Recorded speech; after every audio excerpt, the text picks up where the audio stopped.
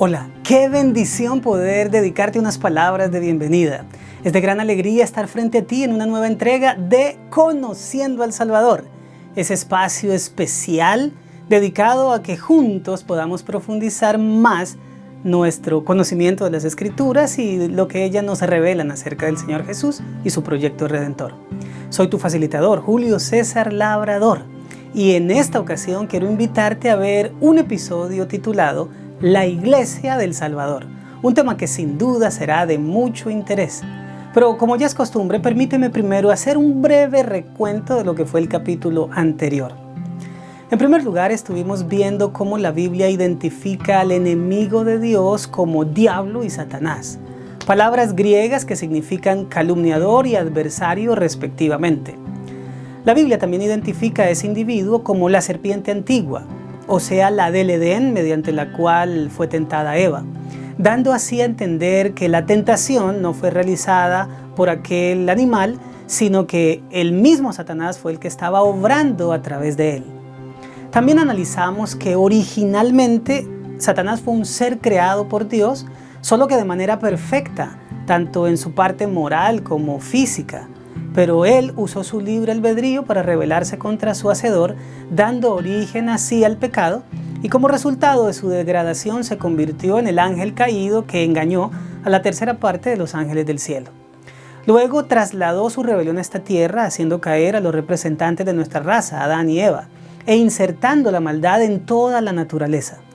Desde entonces ha tenido un conflicto en este mundo contra Dios y contra su pueblo.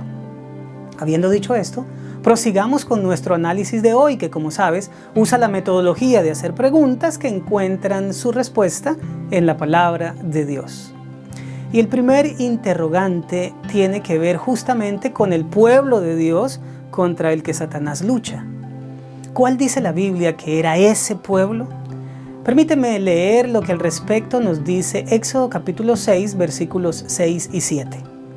Por tanto, dirás a los hijos de Israel: yo soy Jehová, y yo os sacaré de debajo de las tareas pesadas de Egipto, y os libraré de su servidumbre, y os redimiré con brazo extendido y con juicios grandes, y os tomaré por mi pueblo, y seré vuestro Dios, y vosotros sabréis que yo soy Jehová vuestro Dios, que os sacó de debajo de las tareas pesadas de Egipto.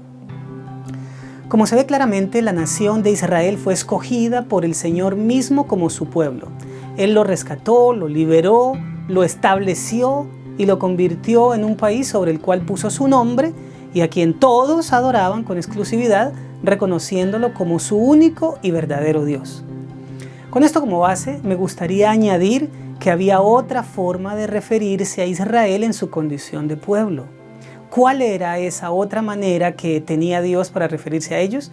Te invito a que leas conmigo Números capítulo 20 y versículo 1. Este texto hace parte de una enorme cantidad de versículos que dan respuesta a esta pregunta. Mira cómo dice: llegaron los hijos de Israel, toda la congregación, al desierto de Sin en el mes primero, y acampó el pueblo en Cades, y allí murió María, y allí fue sepultada. Como resulta evidente, la palabra congregación se usa como sinónimo de Israel como pueblo de Dios. Pues bien, hay varias palabras que se traducen del hebreo al español como congregación. Dos de ellas son Kahal, que da la idea de asamblea, y Edá, que significa gentío o asamblea programada. Pero aparte de usarse para hacer referencia a Israel como nación, también pueden hacer alusión a reuniones de adoración, como es el caso de Salmos 35, 18, donde básicamente se dice lo siguiente: te confesaré en grande congregación, te alabaré entre numeroso pueblo. Así que congregación en hebreo significa pueblo y también reunión. Por otro lado, en el Nuevo Testamento, donde la nación judía ya no es con exclusividad del pueblo de Dios, se retoman estos conceptos de congregación con otro término. ¿Qué palabra se usa en el griego neotestamentario para esta equivalencia? La pregunta en sí es muy buena, principalmente porque ya hemos dicho que cuando se traduce de un idioma a otro, las correspondencias semánticas no suelen ser perfectas. Sin embargo, aquí encontramos una que es bastante cercana. Te invito a leer en Hechos capítulo 15 y versículo 4. El pasaje nos dice: y llegados a Jerusalén, fueron recibidos por la iglesia y los apóstoles y los ancianos, y refirieron todas las cosas que Dios había hecho con ellos. La palabra clave aquí es iglesia, una con la que estamos muy familiarizados. El texto nos está diciendo que todos los seguidores de Cristo en Jerusalén, su iglesia en ese lugar, incluyendo los apóstoles y los ancianos, es decir, sus dirigentes, recibieron a Pablo y Bernabé, quienes les contaron las maravillas que Dios hizo mediante ellos en otras partes. El texto nos da a entender que la iglesia de Dios en un lugar equivale a su pueblo en ese sitio. Pero también iglesia quiere decir reunión. Mira, por ejemplo, cómo en Hebreos capítulo 2, versículos 11 y 12, se está citando el Salmo 22 en su verso 22. El texto dice de la siguiente manera: porque el que santifica y los que son santificados, de uno son todos, por lo cual no se avergüenza de llamarlos hermanos, diciendo, y aquí viene la cita del Salmo: anunciaré a mis hermanos tu nombre, en medio de la congregación te alabaré. Aunque no se escribe la palabra iglesia, sino congregación, en el griego es el mismo término, eclesia. Esta expresión etimológicamente da la idea de llamar fuera, pero literalmente quiere decir reunión popular. En otras palabras, una asamblea o una congregación. ¿Por qué entonces no la traducen de esa manera? Muy sencillo, porque nosotros heredamos la palabra iglesia impregnada de un significado religioso que originalmente no poseía. Permíteme explicártelo. Si una persona del siglo I iba a una reunión cualquiera y por el camino alguien le preguntaba ¿para dónde vas?, ese individuo sencillamente respondía para una eclesía, es decir, para una reunión. Pero como los cristianos también llamaban a sus reuniones religiosas eclesía, los escritores neotestamentarios, que escribían para un público netamente religioso, que entendía de qué se trataba cuando escribían esa palabra, pues no le dieron ni añadieron ninguna otra explicación o clarificación. Eso hizo que cuando se pasó el Nuevo Testamento a otros idiomas, en lugar de traducirse la palabra, se la transliteró, es decir, se la dejó como sonaba, solo que se usaron las letras del idioma de destino. Por eso es por lo que iglesia, en el caso de la lengua española, se parece tanto a eclesía. Esto nos muestra cómo los idiomas van cambiando, no solo al incorporar palabras de otros idiomas, sino al punto de tomar una expresión que originalmente tiene un uso y darle otro. En este caso específico se pasa de un sentido secular a uno religioso. Pero alguien dirá, ¿cómo puedo estar seguro de que la iglesia cristiana es el nuevo pueblo de Dios? Pues bien, escucha lo que el mismo Señor quería que Israel supiera en tiempo de Moisés y que quedó registrado en Éxodo 19, 5 y 6. Ahora pues, si diereis oído a mi voz y guardareis mi pacto, vosotros seréis mi especial tesoro sobre todos los pueblos, porque mía es toda la tierra. Y vosotros me seréis un reino de sacerdotes y gente santa. Estas son las palabras que dirás a los hijos de Israel. Siglos después, tras la venida del Mesías, el apóstol Pedro le escribe a la cristiandad en general un par de cartas, y en la primera de ellas, en el capítulo 2, versículo 9, dice lo siguiente: mas vosotros sois linaje escogido, real sacerdocio, nación santa, pueblo adquirido por Dios, para que anunciéis las virtudes de aquel que os llamó de las tinieblas a su luz admirable. Esto es bastante significativo, ya que es una alusión muy directa de lo que Moisés escribió de Israel, pero ahora dirigido al cristianismo. Expresiones como especial tesoro sobre todos los pueblos, reino de sacerdotes o gente santa son parafraseadas por Pedro como pueblo adquirido por Dios, real sacerdocio, nación santa.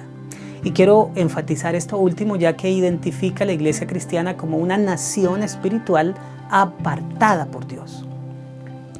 Esto queda totalmente aclarado por el apóstol en el versículo siguiente, es decir, en 1 de Pedro, capítulo 2, versículo 10, que dice de la siguiente manera: Vosotros que en otro tiempo no erais pueblo, pero que ahora sois pueblo de Dios, que en otro tiempo no habíais alcanzado misericordia, pero ahora habéis alcanzado misericordia.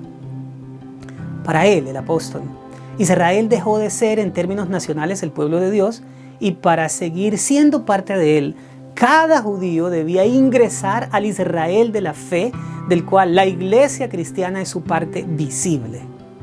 Ahora surge una pregunta lógica. ¿Desde cuándo deja la nación judía de ser el pueblo escogido de Dios? No puedo ser categórico con una respuesta, pero sí encuentro un indicio claro de ello en el rechazo que como nación hicieron del Mesías. Juan capítulo 1, versículos 10 al 12 parece marcar la transición cuando expresa: en el mundo estaba y el mundo por él fue hecho, refiriéndose al Señor Jesús el Mesías, pero el mundo no le conoció. A lo suyo vino y los suyos no le recibieron, mas a todos los que le recibieron, a los que creen en su nombre, les dio potestad de ser hechos hijos de Dios. Es decir, cuando el Creador vino a este mundo y se hizo humano para ser nuestro sustituto, con el fin de vivir y morir en nuestro lugar, los suyos, los judíos, no le recibieron. Sin embargo, hubo un grupo que sí lo hizo y a ellos los convirtió en hijos de Dios. Hay otro pasaje muy esclarecedor. Se trata de Mateo 23, 37 al 39. Allí, hablando de la capital de la nación y del templo, el Señor exclama: Jerusalén, Jerusalén, que matas a los profetas y apedreas a los que te son enviados. ¿Cuántas veces quise juntar a tus hijos como la gallina junta sus polluelos debajo de las alas y no quisiste? He aquí, vuestra casa os es dejada desierta. Este mismo relato está registrado en Lucas 13, donde se añade un detalle muy importante en el versículo 31. Escucha cómo dice: aquel mismo día llegaron unos fariseos diciéndole: sal y vete de aquí, porque Herodes te quiere matar. Pues en respuesta a eso es que el maestro dice a los fariseos la impresionante frase: he aquí, vuestra casa os es dejada desierta, refiriéndose de esta manera pues al templo de Jerusalén, del cual el Señor había dicho en Isaías 56:7 que era su casa de oración para todos los pueblos. Así que referirse al templo como vuestra casa, después de que ellos le habían dicho que se fuera, evidenciaba que no solamente estaban rechazando al Mesías, al que en pocos días matarían, sino que él también los rechazaba a ellos y les retiraba su presencia. Una manera de decir que les quitaba su designación como pueblo escogido. Esto nos lleva a la pregunta más importante de hoy. ¿Dijo el Salvador que él fundaría una iglesia? Te invito a leer lo que el mismo Jesucristo dijo en Mateo capítulo 16, versículo 18. Acompáñame en la lectura. Yo también te digo que tú eres Pedro, y sobre esta roca edificaré mi iglesia, y las puertas del Hades no prevalecerán contra ella. No puede haber una declaración más categórica. El mismo Señor asegura que edificaría una iglesia, y aquí la palabra eclesía no se está refiriendo a una reunión religiosa o de adoración, sino a una comunidad espiritual, al pueblo de Dios. Por lo tanto, al construir, o más bien al constituir su iglesia, el Señor le da la condición de ser el pueblo suyo. Llama la atención que el Salvador asegura dos cosas importantes, que es su iglesia y que Él mismo la edificaría. Lo primero demuestra que la iglesia no es una invención humana, sino una idea divina. Por lo tanto, ningún sujeto, por más alta que sea su responsabilidad o por más encumbrado que parezca su cargo, puede adueñarse de ella. La iglesia es de Cristo, es su pertenencia. Todos los que de alguna manera desempeñamos una función en ella debemos cuidarla hasta lo sumo, porque es la propiedad de nuestro Señor. Los intereses y conceptos personales no deben tener cabida en alguien que está sirviendo al Señor en el liderazgo de su iglesia, ya que no se puede conducir al pueblo de Dios independientemente de lo que su verdadero y único dueño ha establecido. Buscar su voluntad y su guía debe ser siempre prioritario. Lo segundo que el Salvador estableció es que Él mismo edificaría su iglesia, es decir, que la estructuraría, la levantaría, la establecería desde sus cimientos hasta su cumbre. La palabra traducida como edificar en este texto es oikodomeo, que significa construir o confirmar. A su vez, esta palabra está compuesta por oikos, morada, casa o familia, y la base de doma, que significa techo. En otras palabras, el Señor está diciendo que Él es el fundador y constructor de su familia espiritual, su pueblo, desde sus bases hasta su techo, de principio a fin. Esto nos enseña mucho, porque a lo mejor en algún momento como seres humanos quisiéramos que la iglesia del Señor tuviera ciertas cosas o no tuviera algunas otras. Pero el que quita o pone en ella es Cristo mismo, ya que lo que Filipenses capítulo 1, versículo 6 dice de cada uno de nosotros, también es cierto cuando se aplica a la iglesia de Dios. El que comenzó la buena obra, la perfeccionará. Hasta aquí ha quedado claro que la iglesia fue fundada por Cristo y está siendo edificada por Él. Pero ¿cuál es la razón para la cual existe la iglesia? Bueno, podemos decir que el Señor comenzó su iglesia de manera oficial, si pudiéramos usar el término, cuando llamó a los 12 apóstoles. Pues en ese llamado encontramos la respuesta a esta pregunta. Te invito a leer dos textos. Ambos hacen referencia al mismo evento y se complementan mutuamente. En primer lugar, te invito a leer Lucas capítulo 6, versículos 12 y 13, que dice de la siguiente manera. En aquellos días él fue al monte a orar y pasó la noche orando a Dios. Y cuando era de día, llamó a sus discípulos y escogió a 12 de ellos, a los cuales también llamó a apóstoles. Luego encontrarás una lista con sus nombres. Me gustaría destacar que para el Señor era tan importante escoger a sus 12 apóstoles que dedicó toda la noche a la oración en un monte.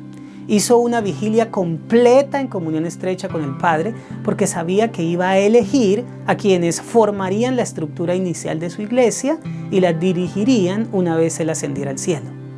Pero el siguiente texto pone de manifiesto cuál iba a ser la razón por la cual los escogería. Por favor, lee conmigo Marcos capítulo 3, versículos 13 y 14.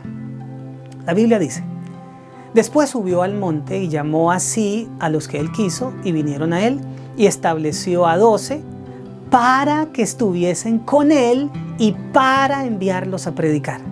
Nota bien la preposición para, que indica propósito. El motivo por el cual escogió 12 fue doble. En primer lugar, para que estuviesen con Él, es decir, para que pasaran tiempo a su lado, no solo con el objetivo de aprender sus enseñanzas, sino para que fueran transformados por su compañía. Así, el impetuoso Pedro se volvió el protector del rebaño del Señor. Juan, uno de los hijos del trueno, se transformó en el discípulo del amor. Simón, el celote, un sicario, estuvo dispuesto a dar su vida en lugar de tomarla de otros. Así que al estar con Jesús llegaron a conocerlo de manera íntima y esa relación los transformó. Pues para eso es que existe la iglesia, para que en ella la gente sea transformada a medida que pasa tiempo con el Salvador. Pero la segunda razón es para enviarlos a predicar, es decir, para que compartan las buenas noticias de la salvación mediante Cristo. La misión está en la médula de la iglesia, su razón de ser. Después de todo, el Señor vino a este mundo para redimirnos y comunicar esto a otros no solo es importante, es prioritario. Estar con Jesús no solo transforma lo que somos, sino que nos hace amar lo que Él ama, la salvación de los pecadores. Ahora viene otra pregunta muy importante. Ya que hay tantas denominaciones religiosas dentro del cristianismo, ¿cómo puedo saber cuál es la iglesia que está en armonía con lo que Jesús estableció? Esa sola pregunta amerita todo un episodio, así que ese será el tema al que nos dedicaremos en el próximo. Ahora déjame hacerte un resumen de lo que analizamos. En primer lugar, recordamos que Dios constituyó a Israel como su pueblo, al cual también llamó su congregación. Sin embargo, debido a su rechazo del Mesías, el Señor estableció una nueva comunidad espiritual, la iglesia cristiana, a la que llama su pueblo adquirido y a la que le da un real sacerdocio. Fue edificada por Cristo mismo, es su propiedad y tiene como doble objetivo transformar a los que mediante ella se acercan al Señor y enviarlos a completar la misión que Él comenzó.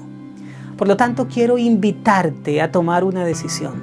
nunca dejar de pertenecer a la iglesia del Señor, sino que permaneciendo en ella te dejes convertir en lo que Cristo quiere que seas, un individuo como Él, al cual pueda confiarle la misión de predicar las maravillosas noticias del amor redentor.